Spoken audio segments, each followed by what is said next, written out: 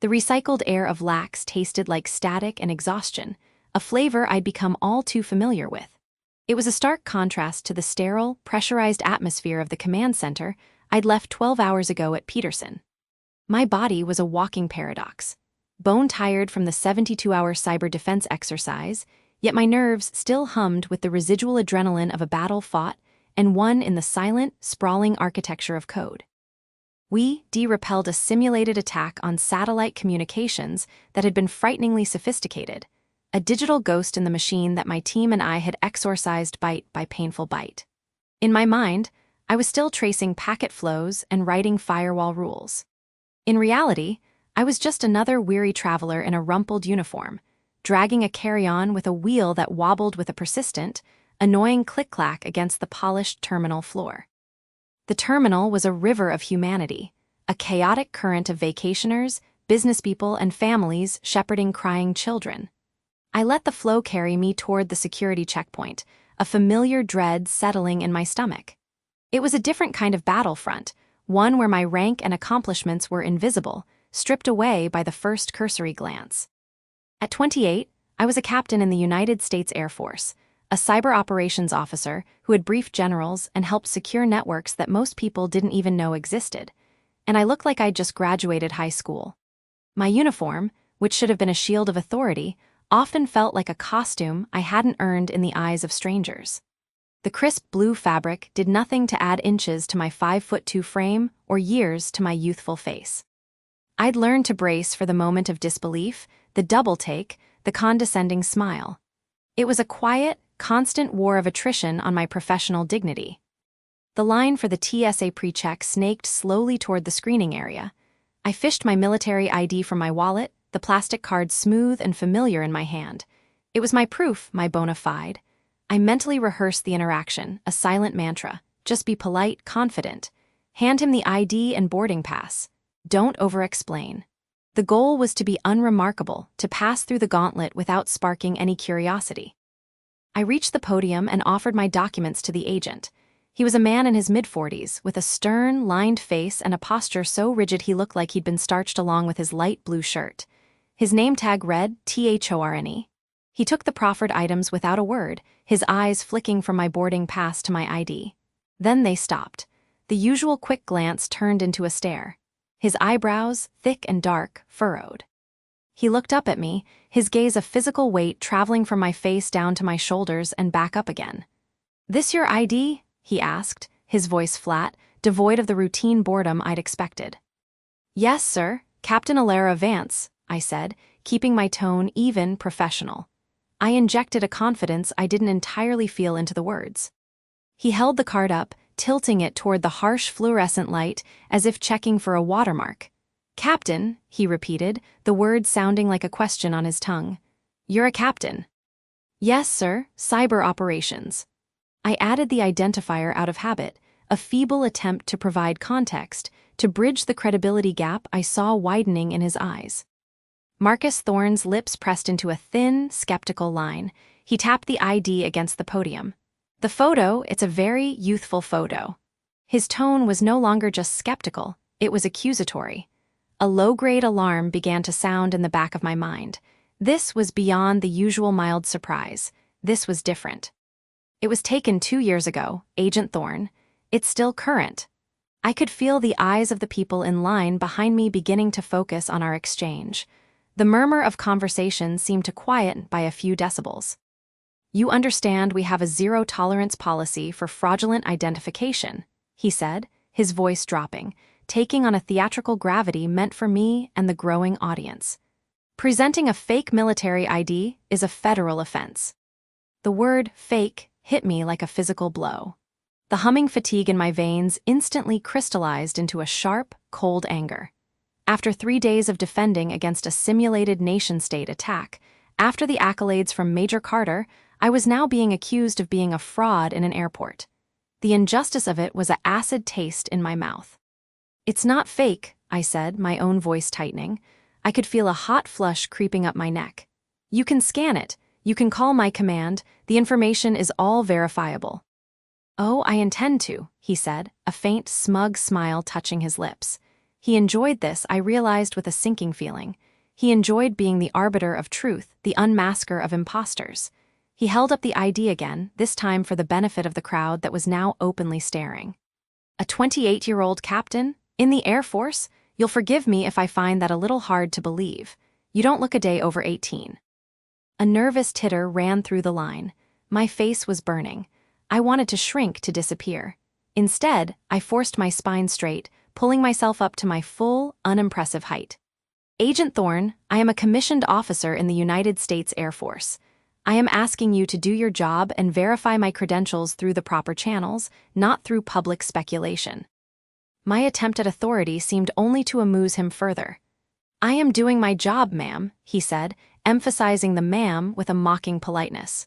Part of my job is spotting inconsistencies. And you, Captain, he said, making air quotes around the rank, are an inconsistency.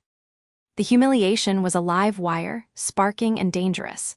I saw my career, my dignity, being held hostage by this man's petty arrogance. My mind raced, cycling through protocols, but this wasn't a cyber threat. There was no code to rewrite, no firewall to deploy. This was human obstinacy, and I was woefully unequipped. The sheer absurdity of the situation was suffocating. I had just helped orchestrate the defense of critical infrastructure, and now I was being treated like a teenager with a fake ID trying to buy beer. The standoff might have stretched into eternity, with Thorne savoring his power trip and me silently fuming, if not for the approach of another man. He was older, maybe in his early 50s, with a calm authority that preceded him.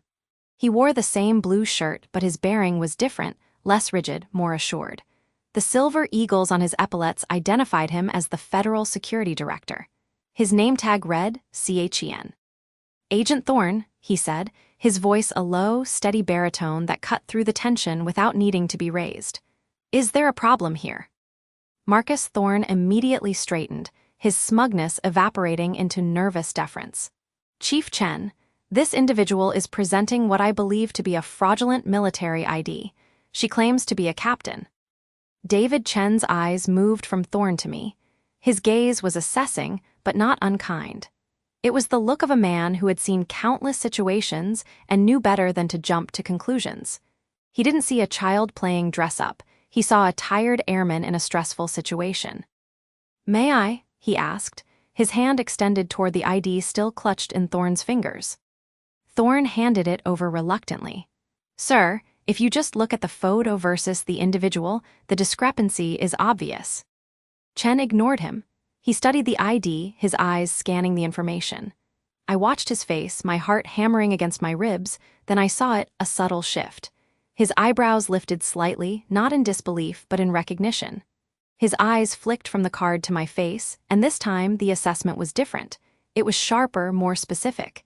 He was reading me not as an anomaly, but as a fellow service member. Vance, he said quietly, almost to himself. Then he looked directly at me, and his entire demeanor softened into one of profound respect. Captain Alara Vance. The way he said my name, with weight, with acknowledgement, was like a lifeline. The tightness in my chest loosened by a fraction. Yes, sir, I managed, my voice barely a whisper. He handed the ID back to me, his movements deliberate and respectful. Then he turned to Marcus Thorne. The change in his tone was instantaneous, shifting from respectful to command-level firm. Agent Thorne, this ID is authentic. Captain Vance is who she says she is. Let her through. The command was quiet but absolute. It brooked no argument. Thorne's face went through a rapid series of emotions: confusion, disbelief, and finally, a deep, blotchy embarrassment that spread from his neck to his cheeks. The power dynamic had not just shifted, it had been overturned. But sir, the age, he sputtered. The Air Force promotes based on merit and time in service, not on how old someone looks, Chen said, his voice still even, but with an edge that made Thorne flinch. I suggest you update your profiling criteria. Now, apologize to the captain and process her through. The apology was a muttered, insincere thing, but I didn't care. Thorne scanned my boarding pass with jerky movements and handed it back without meeting my eyes. The humiliation had simply been transferred from me to him, and the air was thick with his resentment. Chief Chen gestured for me to proceed toward the scanners. As I moved past him, he spoke again, his voice low, for my ears only. "Captain, my apologies for the inconvenience. I served 20 years myself, Air Force, out of Nelly's." The shared connection, offered so simply, was a balm. "Thank you, sir, I appreciate it, more than you know." He gave a slight, almost imperceptible nod. "Travel safe, Captain." I walked through the metal detector, the familiar beep, and were a backdrop to the emotional whiplash of the last 5 minutes. On the other side, I collected my bag and laptop, my hands trembling slightly. I didn't look back. I just walked, putting distance between myself and the checkpoint, seeking the relative anonymity of the crowded terminal. I found a quiet corner near a window overlooking the tarmac. The sun was setting, painting the sky in hues of orange and purple behind the silhouettes of waiting aircraft. The adrenaline drained away, leaving me hollow and shaky. I leaned against the cool glass, watching the ground crews move like ants around the massive jets. The calm efficiency of their work was a stark contrast to the messy, illogical human drama I'd just endured. I needed to hear a friendly voice. I pulled out my phone, the screen glowing brightly in the dimming light, and tapped my mother's contact. It rang only once before she picked up. "Elara, sweetheart, are you on your way?" Her voice was warm, layered with the gentle wisdom of her 60 years. Just hearing it made my throat tighten. "I'm at Lax, Mom." I tried to keep my voice steady, but she heard it immediately. She could always hear it. "What's wrong? You sound upset. Did something happen with the exercise?" The concern was instant, a reflex. I let out a breath I didn't realize I'd been holding. "No, the exercise was fine. We did well. It was after."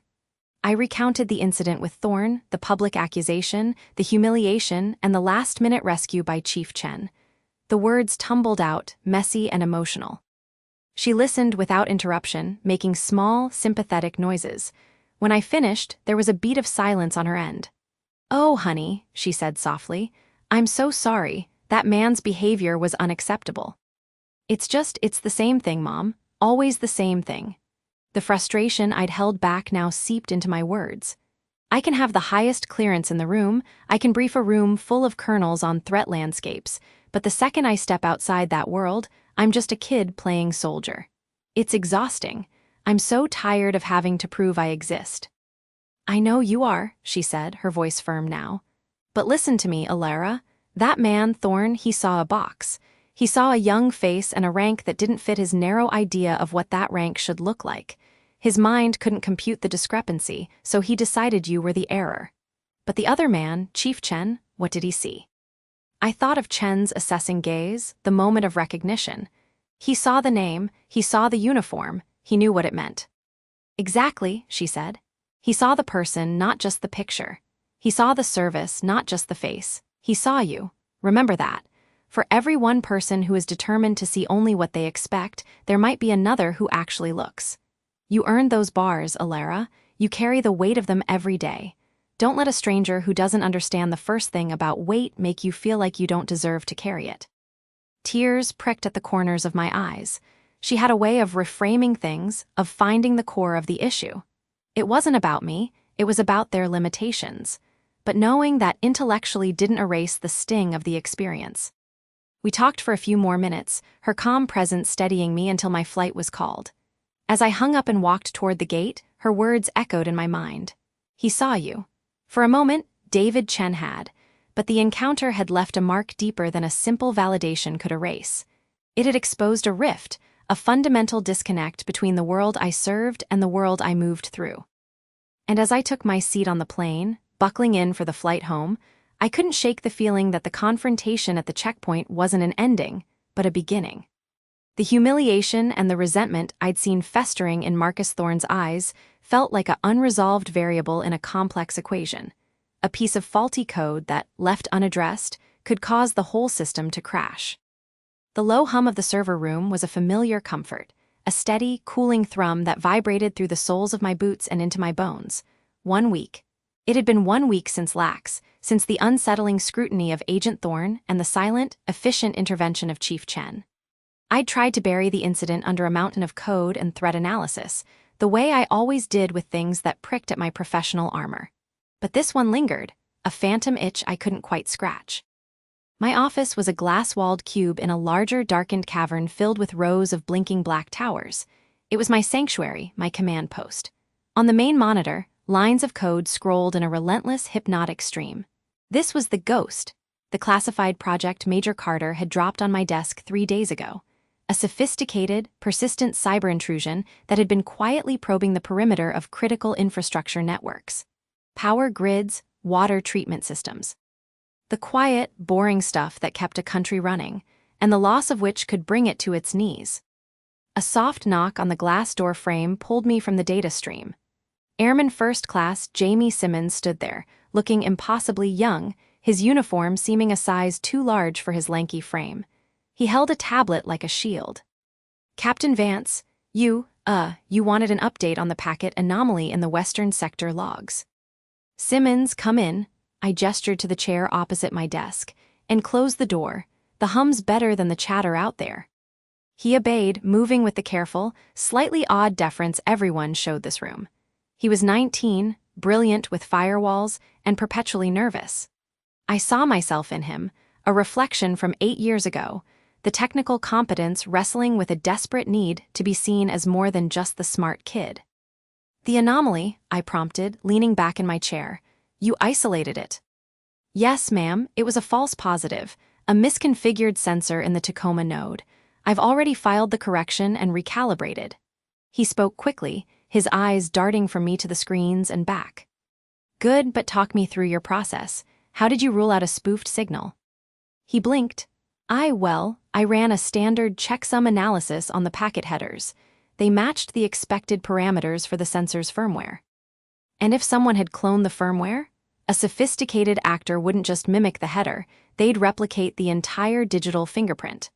I kept my voice even, not accusatory, but I saw the flush creep up his neck. This was the part they never taught you in tech school, how to own your analysis, to defend it without sounding defensive. I didn't think to go that deep," he admitted, his shoulders slumping slightly. "You have the skills, Simmons. The question is, do you have the confidence?" I turned my monitor toward him. On it was a visualization of the Ghost's latest activity, a tangled web of connection attempts. "Look at this." Everyone else saw noise, random probes, but I looked deeper. There's a pattern in the chaos.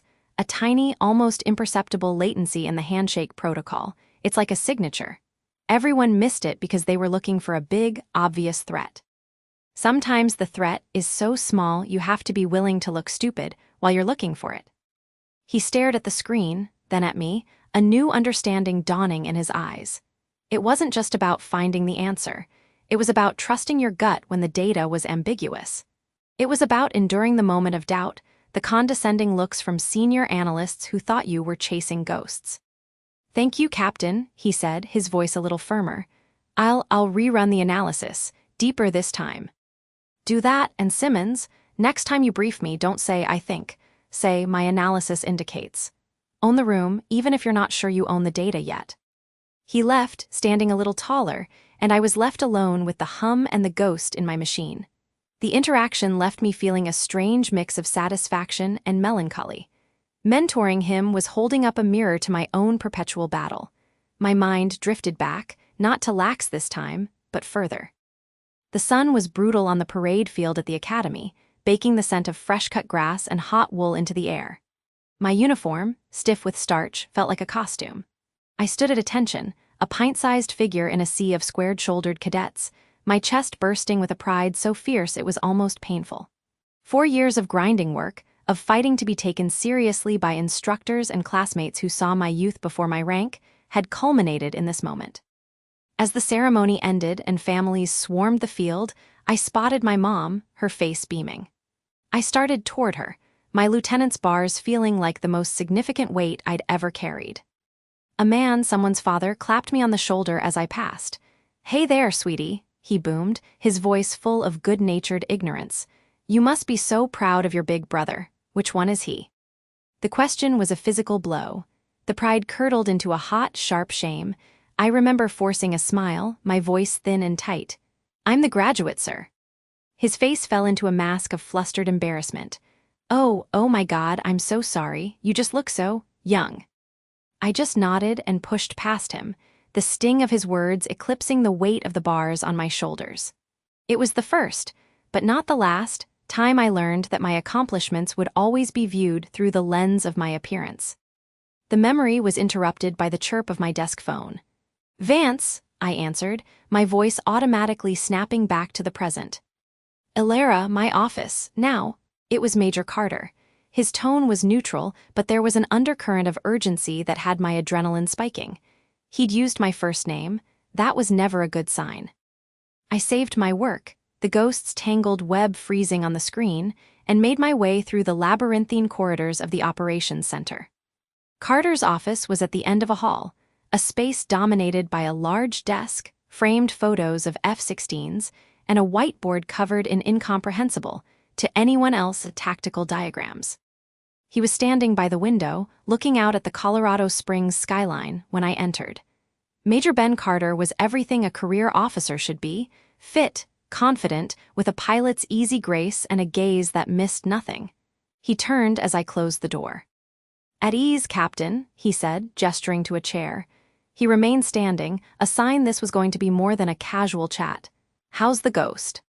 "Elusive, sir, but I'm making progress. I've identified a potential signature in the connection protocol. It's subtle." "Subtle is your specialty."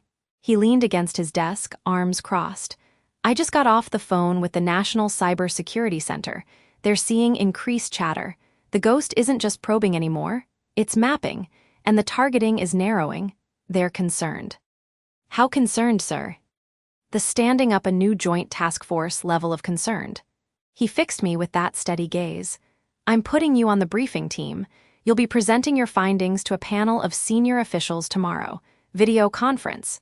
Pentagon, NSA, DHS." The floor seemed to tilt slightly. A briefing at that level? That was for colonels and civilian directors, not for 28-year-old captains who still got asked for ID buying cold medicine. "Sir, with all due respect, wouldn't Colonel Davies be more appropriate? My analysis is still preliminary." "Davies is a good officer," Carter interrupted, his voice losing its casual edge. "But he looks at the forest. You see the individual trees, the specific type of moss on the bark. That's what we need right now. They need to understand the artistry of this thing, not just the broad strokes." He paused, his eyes softening a fraction. "Ilara, what happened at Lax?" The question was so unexpected it felt like a physical jab. I hadn't told him. I'd filed the standard after-action report about the travel delay, but I'd buried the details in bureaucratic jargon. "Sir." "Do sir me? Chen is an old friend. He called me. Said one of my officers was getting the full thorn treatment. Said you handled it with more patience than he would have." I felt a hot flush of embarrassment. So Carter knew. He knew about Thorne's suspicion, about the moment my professional identity had been reduced to a questionable photo on an ID card. "It was routine, sir, resolved quickly." "Was it?" He pushed off the desk and stood in front of me. "Because from where I'm standing, it looks like another log on the fire. Another time you had to prove you belong in the uniform you earned." He gestured to the rows of ribbons on my chest. "You have the skills, Vance. You have the mind. But you keep waiting for the world to catch up and see you as the authority you are. It won't. You have to take that authority. You have to make them see it." His words echoed what I just told Simmons, and the irony was not lost on me. He was right. I was always bracing for the challenge, for the moment of underestimation, instead of leading from the front and forcing them to see my competence first. "This briefing," he continued, his voice low and intent. "This is your chance. Don't downplay your findings. Don't couch your language in maybes and possibilities. You found a signature no one else saw. Own it. Present it as fact, because if you're right, and you usually are, this isn't just an exercise. This is the front line."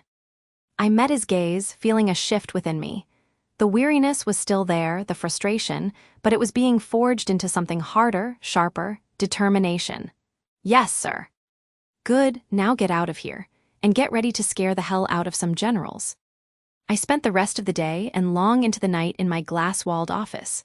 The world outside the windows faded to black, the stars coming out over the Rockies. I ordered terrible coffee from the mess hall and dove back into the ghost. Carter's challenge burned in my chest.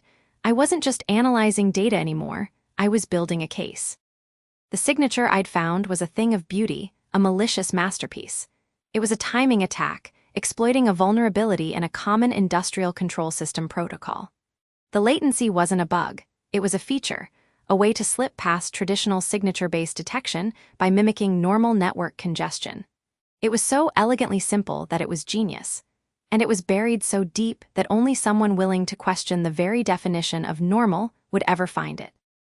As the early morning light began to tinge the sky a pale gray, I finished my briefing slides. They were direct, stark, and devoid of the qualifying language I usually hid behind. I practiced the delivery in the quiet room, my voice the only sound besides the hum. I thought of Thorne's suspicious eyes, of the stranger at my graduation, of every time I'd been made to feel like an imposter. That feeling was fuel now. The video conference was scheduled for 800. I sat in the secure briefing room, the large screen at the end of the table divided into squares, each holding the face of a high-ranking official. I recognized a 3-star general, a deputy director from the NSA, and several other serious-looking men and women whose names I didn't know. Major Carter sat beside me, a silent pillar of support. When it was my turn, I took a steadying breath. I could feel the weight of their collective skepticism through the screen. A captain briefing them on a national-level threat. I saw the subtle glances, the almost imperceptible adjustments in their postures. I began, my voice clear and, to my own surprise, steady. I walked them through the Ghost's activity, the mapping of critical infrastructure. Then I brought up my slide detailing the signature.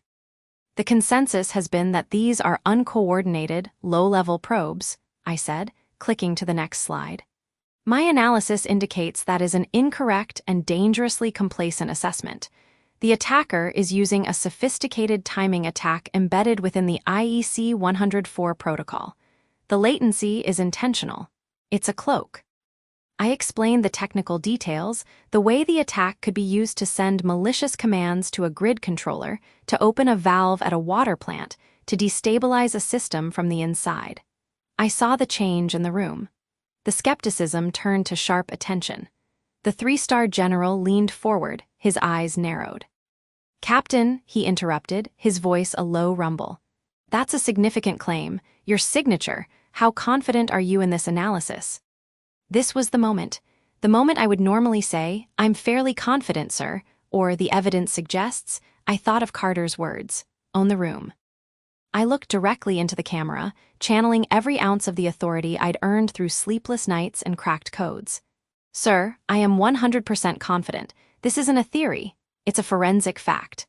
The pattern is reproducible and unique. We're not looking for a ghost anymore. We're looking for a specific engineer with a very specific and very dangerous skill set." The silence on the other end of the video feed was absolute. I saw the general exchange a look with the NSA deputy. Then he gave a slow, deliberate nod. "Understood, Captain. Please proceed." As I continued, outlining the recommended countermeasures, I felt a strange calm settle over me. The anxiety was gone, replaced by a focused clarity. The memory of the airport was still there, the sting of Thorne's suspicion, but it was no longer a weakness. It was a reminder. A reminder that the world would always try to put me in a box, to define me by my appearance. But in this room, on this screen, with the fate of a nation's infrastructure in the balance, I was the one holding the key. I was the only one who could see the ghost in the machine, and for the first time, I wasn't just going to point it out. I was going to make sure everyone else saw it, too, whether they thought I was too young to do so or not. The air in the command center had turned to glass. 3 months of chasing phantoms in the code had culminated in this, a live-fire simulation that felt anything but simulated. The massive screen at the front of the room, usually a placid blue with orderly data streams, was a mess of angry red and flashing amber. It was called Operation Iron Vanguard, a multi-agency drill designed to test our response to a coordinated cyber assault on the nation's critical infrastructure. The ghost was no longer a theoretical threat. It was our opponent today, its digital signature replicated by the NSA's best red team, and it was winning. "Captain, the Northeast grid is at 15% capacity and dropping."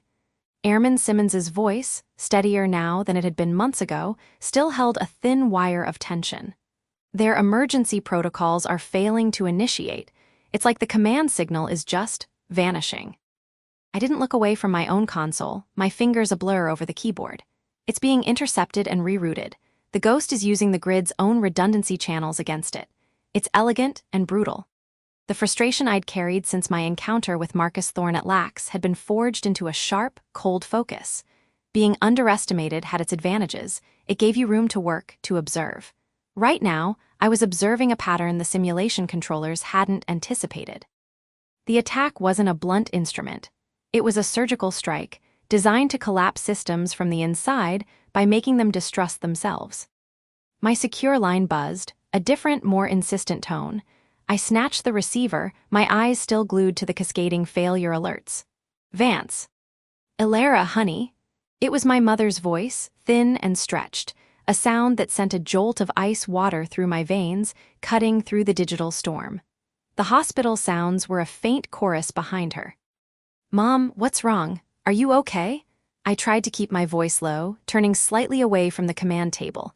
Major Carter shot me a questioning look, and I shook my head minutely. Not now. I'm fine, just fine. They're just keeping me overnight for observation. It was a little dizzy spell, that's all. Your father is making a fuss, but I told him not to bother you. She tried to inject a laugh, but it came out as a weak cough. A dizzy spell? Mom, you should have called me right away. The personal fear I'd felt months ago, that sudden chill after the vague threat, rushed back. The ghost felt suddenly less abstract, its tendrils reaching from the digital world into my own. Nonsense. I know you're in the middle of something important. I can hear it in your voice. She paused, and I could picture her, propped up on a sterile white pillow, her face pale but her eyes still sharp. I just wanted to hear your voice, to remind you. Remind me of what? A warning alarm blipped on my secondary monitor. The water purification plant in Sector 7 was now showing anomalous pressure readings, a precursor to a cascade failure. To breathe, Ilara, and to remember that you are the smartest person in any room they put you in. Don't let the uniforms and the rank bars fool you. You see the patterns they miss. Her voice was firm now, the professor emerging from the patient. You always have. Now go be brilliant, I'm perfectly safe. The line went dead. Her words, a deliberate echo of the encouragement she'd given me my whole life, settled over me like a shield. The panic receded, replaced by a clarified sense of purpose. She was my anchor, and she was reminding me to hold fast. I took a deep, deliberate breath, the scent of ozone and stale coffee sharp in my nose. Captain Simmons was watching me, his young face etched with concern. The Sector 7 aqueduct controls are non-responsive. The red team has just initiated Phase 2. Phase 2, a simulated contamination event. If we couldn't regain control, the simulation would log a catastrophic failure, and the after-action report would be a monument to our inability to defend against this new threat. The room was getting louder, voices rising in pitch as the situation deteriorated. I saw Major Carter leaning over a map, his brow furrowed, listening to a colonel from Army Cyber Command. The old familiar feeling crept in, the sense of being a ghost at the feast, my expertise acknowledged but not truly heard. Then my console chimed with a priority message. It was from the office of the Federal Security Director at Lax, David Chen.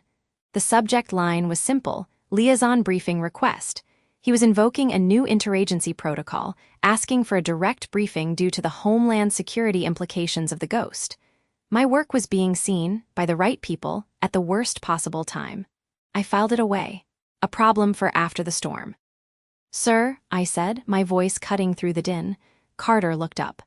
The standard countermeasures are ineffective. They're based on a model of aggressive intrusion. This is different. The ghost is passive-aggressive. It's not breaking down the door, it's convincing the house it doesn't have a door. What's your assessment, Captain? Carter asked, his tone neutral, giving me the floor. We're fighting the wrong war. We're trying to reinforce the gates while the enemy is already inside, poisoning the well. The protocol demands we isolate the compromised nodes. I pointed to the main screen, where the red blight was spreading. But if we do that, we'll be segmenting the network into vulnerable, isolated chunks. It's exactly what the ghost wants. It will pick them off one by one. That's the established protocol, Vance, the Army colonel interjected, his voice a low rumble of authority. We contain the breach.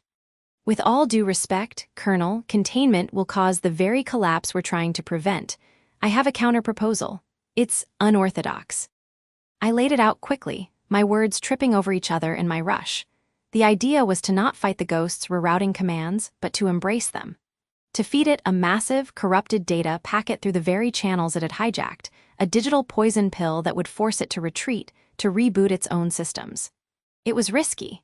It required sacrificing several non-critical subsystems as bait, and it meant momentarily ceding more control, not less. "You're asking us to drop our shields, Captain," the colonel said, his face a mask of skepticism. "That is a direct violation of engagement doctrine." "I'm asking us to use its own strategy against it," I countered, my professional confidence, the part of me that lived and breathed code, rising to the surface. The part that didn't care about my age or my appearance. "It's the only way. The protocol is designed for a different enemy." The debate raged for another minute, a lifetime in simulation terms. The red on the screen deepened, bleeding into new sectors. Carter listened, his eyes fixed on me. He saw the same thing my mother saw, the same thing Marcus Thorne had refused to see, the pattern reader. "We're out of time," Carter said finally, his voice cutting through the argument. He looked at the colonel, then back at me. "Captain Vance is the domain expert on this threat. I'm backing her call. Execute your plan, Captain." The order hung in the air. It was permission, but it was also a transfer of immense weight. The success or failure of this multi-million-dollar, multi-agency exercise now rested on my analysis. On my gut.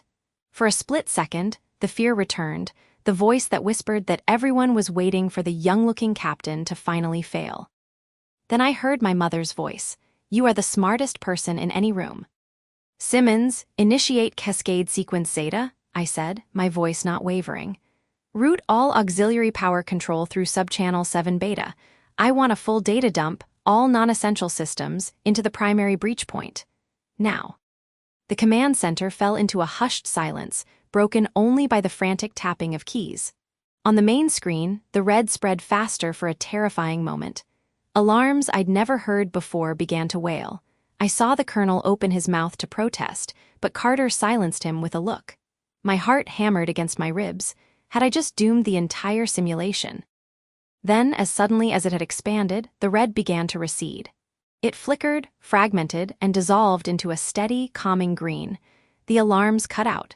The entire network schematic stabilized, the systems rebooting, returning to normal operational status.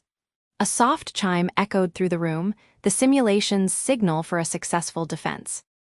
The silence that followed was profound, and then it was broken by a single, sharp clap. Major Carter.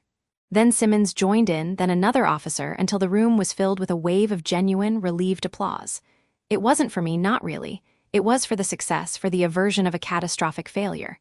But in that moment, as I finally allowed myself to exhale, the weight of their respect was a tangible thing. The youthful face, the petite stature, they saw it, but they saw the officer first. Later, after the debriefing, which was more of a victory lap, I found myself in the quiet of my temporary office. The adrenaline had faded, leaving a pleasant exhaustion in its wake. My phone vibrated with a news alert. Out of habit, I clicked it open. It was a segment from a national news channel, covering the military exhibition happening in D.C. The reporter was talking about innovation and national security. And then I saw it. A brief shot of the audience, and there, his face etched with a look of pure, unadulterated confusion, was Marcus Thorne. He was on leave, apparently taking in the sights. The camera panned away from him to the stage, where a display listed the participants being recognized for their work in cybersecurity. My name, Captain Alara Vance, was highlighted. The chyron at the bottom of the screen read, "Unsung hero, Captain's cyber strategy prevents simulated national blackout." I stared at the tiny image of Thorne's face. He wasn't scowling. He looked bewildered. The woman he had accused of being a security risk, whose ID he had scrutinized with such open suspicion, was being publicly hailed as a hero on a national stage. I felt a small, sharp twist of satisfaction. It wasn't vindictive, it was validation. He was being forced to see the reality that existed outside his rigid rulebook. My secure line buzzed again. This time, it was a direct line. "Captain Vance, David Chen here. I saw the preliminary results of Iron Vanguard. Impressive work." Thank you, sir. It was a team effort. The formal response was automatic. I've read the report. It was your call, a bold one. He paused, and I could hear the measured tone of a former commander. It's the kind of decision that separates a good officer from a great one. The reason for my call is to formally schedule that liaison briefing. Your insights are no longer just theoretical, they are operational necessity. I'd like you to come to LAX next week. I believe a face-to-face would be beneficial. Of course, sir. I'll have my office coordinate. Good, and Captain Vance, welcome to the fight. The line went dead. I leaned back in my chair, the plastic creaking under my weight. The proving ground had not been about a single simulation. It had been about the last 3 months. It had been in the patient mentoring of Simmons, in the quiet worry for my mother, in the silent judgment of men like Thorne, and in the weight of Carter's trust. I had felt the fear, both personal and professional, and I had not let it paralyze me. I had made the call. I had owned the authority that came with my rank and my expertise, not because I was demanding to be seen, but because the situation demanded it. Looking at my reflection in the dark screen of my monitor, I saw the same young face. But the eyes looking back at me were different. They were weary, yes, but they were also certain. The ghost in the machine had been countered, for now. And the ghost in the room, the one people sometimes mistook me for, had finally stepped into the light. The crisp starched collar of my dress blues was the only thing keeping me upright. 6 months. It felt like 6 years and 6 days all at once. The auditorium at Peterson Space Force Base was cool, air-conditioned to a temperature that felt more like a preservation unit for historical artifacts than a room for living, breathing people. Rows of chairs were filled with the sharp lines of military personnel, a sea of blue and green, and the occasional black of a service dress uniform. The air hummed with the low murmur of respectful conversation, and the faint scent of floor wax and ambition. I sat in the front row, my hands clasped tightly in my lap, my posture so rigid it made my back ache. To my left was Major Carter, a solid, reassuring presence. He caught my eye and gave me a slight, almost imperceptible nod. It was the same look he'd given me before I'd presented my findings to the Joint Chiefs during the worst of the Ghost crisis, a silent communication that said, "You've got this. You belong here." I wasn't so sure. The memory of that day was a jagged shard of ice in my stomach. The flashing red alerts on the big screen, the frantic calls from NORAD, the terrifying elegance of an attack that turned our own redundancy protocols into weapons against us.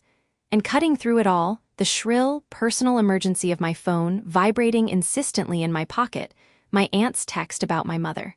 The dizzy spell. The hospital. For a few horrific hours, the fate of the northeastern power grid had felt abstract, a complex puzzle, while the potential loss of my anchor, my mother, had been a visceral, suffocating terror. Captain Alara Vance. My name echoed in the hall, pulling me back to the present. A general with a chest full of ribbons was at the podium, his voice amplified and formal. I stood, the movement automatic, my heart hammering against my ribs. I walked the short distance to the steps, my shoes making no sound on the thick carpet. As I climbed to the stage, I was acutely aware of my size, of the way the podium seemed to loom over me. I could feel the weight of hundreds of eyes, the silent assessments. I knew what some of them saw. A young woman, petite, a face that still got me carded buying wine, someone who looked like she'd borrowed her big sister's uniform. The general pinned the Meritorious Service Medal to my chest. The medal was cold through the fabric. He shook my hand, his grip firm and dry. "Your analysis of the signal degradation pattern was the key, Captain," he said sotto voce, for my ears only. "Brilliant work. You saved a lot of people a very long, very dark winter." "Thank you, sir," I said, my voice thankfully steady. "Just doing my duty." He released my hand and turned back to the audience as I took a step back, standing at parade rest. Then Major Carter approached the podium. He adjusted the microphone, a familiar, deliberate gesture. "6 months ago," he began, his voice lacking the general's formality, replacing it with a conversational warmth that quieted the room further, "Captain Vance was having a bad day." A faint, knowing ripple of laughter moved through the crowd. She was being told in no uncertain terms that she didn't look the part, that her ID must be a forgery, that her orders were suspect. The gatekeeper at the fortress, so to speak, couldn't believe that this, he gestured toward me, was the cavalry. I kept my eyes fixed on the back wall, my cheeks warming. He was talking about Lax, about Marcus Thorne. What that gatekeeper didn't know, Carter continued, his tone turning serious, was that the cavalry isn't always about brute force. It's not always a squadron of F-35s. Sometimes, the most powerful weapon we have is a mind that can see the battlefield in ones and zeros. That can find the flaw in the code, the ghost in the machine. During Operation Iron Vanguard, when we were facing a threat that was invisible, that was turning our own strength against us, we didn't need a pilot. We needed a decoder, a savant. He paused, letting the words hang in the air. Captain Vance's journey to this stage wasn't a straight line. It was almost derailed by a simple, human failure of imagination. The failure to see past a face to the rank on the uniform, to the skill in the mind. But that obstacle, that moment of profound frustration, became a catalyst. The very insistence on underestimating her honed her focus to a razor's edge. She proved, in the most high-stakes environment imaginable, that her value isn't in how she fits an expectation, but in how she shatters it. She is, without exaggeration, the finest cyber operations officer I have had the privilege to command. And I am proud to call her my colleague. The applause was sudden and loud, a wave of sound that washed over me. It wasn't the polite, obligatory clapping from before. This was genuine, resonant. As I shook Major Carter's hand, his grip was firm, his eyes holding mine. "You earned this, Alara," he murmured. "Every bit of it, now own it." The reception afterward was a blur of handshakes and congratulations. I held a glass of punch I didn't drink, nodding and smiling as senior officers I'd only ever seen in briefings stopped to offer their praise. I was navigating a conversation with a 3-star general when I saw David Chen making his way through the crowd. He looked different out of his TSA uniform, wearing a well-tailored dark suit that screamed DHS. He waited patiently until the general moved on before approaching me. "Captain Vance," he said, extending his hand. His handshake was, as always, firm and respectful, a well-deserved honor. "Chief Chen," I replied, feeling a genuine smile break through my professional facade. "Thank you. I have to admit, it still feels a bit surreal." "It shouldn't," he said simply. "The after-action report from Iron Vanguard was unequivocal. Your identification of the recursive feedback loop in the Ghost's code was the turning point. That's not luck. That's a hallmark of your strategic mind." He glanced around the room, then back at me, his expression turning businesslike. "Which brings me to the reason I'm here, beyond the ceremony. The Department of Homeland Security is standing up a new joint task force. Its mandate is to build a proactive defense against the next generation of cyber-physical threats, the kind that target infrastructure, like the Ghost. They've asked me to head the Transportation Security Liaison Wing." "That's fantastic news, Chief. Congratulations." "Thank you, but I didn't accept the position on one condition." He looked directly at me, his dark eyes intent. "I insisted that the lead cyber operations consultant be someone with first-hand experience in both defeating such a threat and understanding the human vulnerabilities in our security apparatus. I asked for you." The noise of the reception seemed to fade into a dull roar. "You asked for me." "The Air Force has already agreed to a temporary joint duty assignment. You'd be working with me, Alara, as an equal partner. Your insights from the airport to the command center are invaluable." He smiled, a rare, warm expression that crinkled the corners of his eyes. "It seems the universe has a way of connecting dots. That frustrating delay it lacks, it gave me a first-hand look at your tenacity, and Iron Vanguard proved your brilliance. This task force needs that combination." I was speechless. The memory of that day, the heat of humiliation, the feeling of being powerless and unseen, was now being reframed as a job interview I never knew I was taking. The obstacle had become the foundation. A week later, I found myself walking through the revolving doors of a nondescript federal building in Washington, D.C., my new badge granting me access to the 5th-floor Secure Compartmentalized Information Facility, or SCIF, that housed the new task force. The planning session was already underway. Chief Chen, now Director Chen, sat at the head of the table, but he gestured to the empty seat beside him. "Captain Vance, glad you could join us. We were just discussing threat vectors for major airport command and control systems." For the next 2 hours, I was no longer the young captain who had to prove herself. I was the subject matter expert. When I spoke, the room, filled with senior analysts and agents from various agencies, listened. I talked about systemic trust models, about how the ghost hadn't broken encryption, but had exploited the inherent trust between subsystems. I drew parallels to physical security, to the psychology of a security agent like Thorne, who is trained to look for the obvious threat and can miss the subtle one. Chen would nod, ask probing questions, and then integrate my cyber analysis into his broader security strategy. We were a team. He treated my opinions with the same weight as anyone else's in the room, and in doing so, ensured everyone else did too. It was after one of these long sessions that I had to fly back to Colorado Springs. The mission required a face-to-face briefing at Peterson. I booked a commercial flight out of Dulles, my government travel orders tucked neatly into my carry-on. As I approached the TSA pre-check line, my mind was still buzzing with network diagrams and risk assessment matrices. And then I saw him. Marcus Thorne. He was stationed at the head of the standard security line, his posture as rigid and uncompromising as I remembered. For a split second, my body reacted before my mind could catch up, a cold trickle of the old anxiety, the muscle memory of frustration. He was looking down, scrutinizing another passenger's license with that familiar, skeptical frown. I took a breath, squaring my shoulders. I was Captain Alara Vance, Meritorious Service Medal recipient, lead consultant for a DHS task force. I had nothing to prove to him. I walked forward, pulling my military ID from my wallet. My turn came. I held out the card. He took it, his eyes still downturned. He glanced at the photo, then up at my face. The process was automatic, ingrained. Then he stopped. His eyes, a flat, bureaucratic gray, flicked back to the ID, then back to me. I saw the recognition dawn, not as a slow sunrise, but as a sudden, stark lightning flash. His jaw tightened almost imperceptibly. I braced for the questions, for the narrowed eyes, for the tedious, demeaning ritual of having to validate my own existence. But it didn't come. His gaze held mine for a long, silent moment. The suspicion was gone, replaced by something else entirely, a look of reassessment, a dawning, grudging respect. He saw the uniform, the rank on my shoulders, the determined set of my jaw. He saw me. Not a problem to be solved, but a person to be acknowledged. He gave a single, slow nod. It wasn't a friendly gesture, not quite. It was an admission. A silent communication that said, I was wrong. You are exactly who that card says you are. He handed back my ID. Have a safe flight, Captain, he said, his voice low but clear. He didn't smile. He simply stepped aside, clearing the path.